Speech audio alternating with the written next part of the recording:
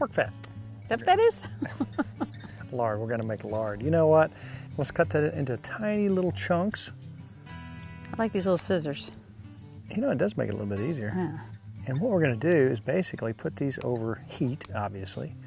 We got some going on the crock pot up there that's going really slow. We're gonna try to get more of a white, pure lard for pastries and things like that. You know, back in the old day, they'd put it in a big kettle and they'd stir it up and let it roll. And I remember kids bringing to school little lunch bags. And the side of the lunch bags would be like greasy. Really? With the grease spots. We knew what it was. It was Cracklins. So I never had that as a kid. So after all this cooks down, this remains.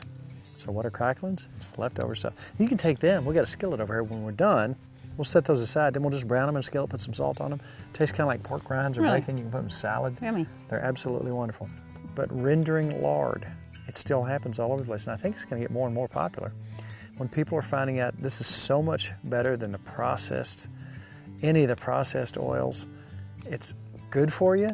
It's, listen to this, heart healthy. Really? So, you know, anything in moderation. But again, the omega-3s, the vitamin D.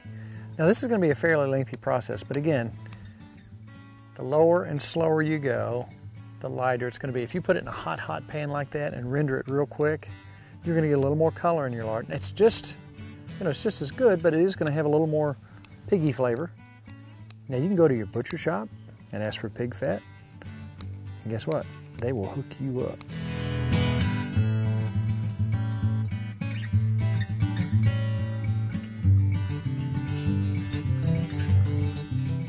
But I'm spacing it out. I've probably got it, I don't know, 2 feet over the fire, and it's just the right temperature, not to get a rapid boil, but to really ooze that out of there.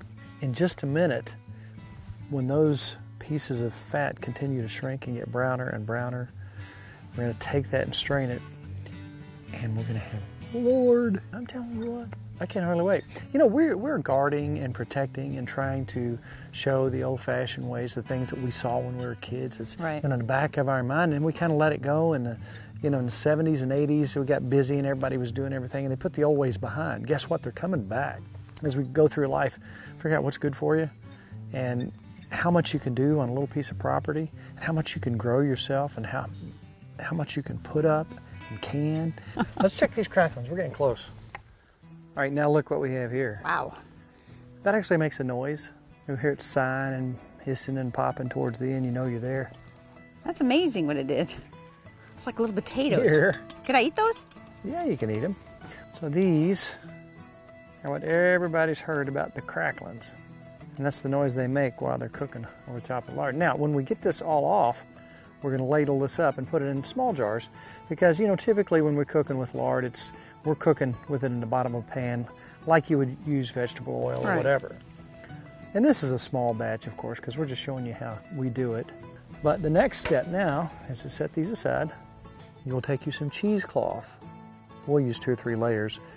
Put you a strainer, pour it into your jar, and basically let it sit there till it cools, and then it will kind of become like bacon grease. Now, that is not the white clear stuff, but, okay, Taryn. I could eat these.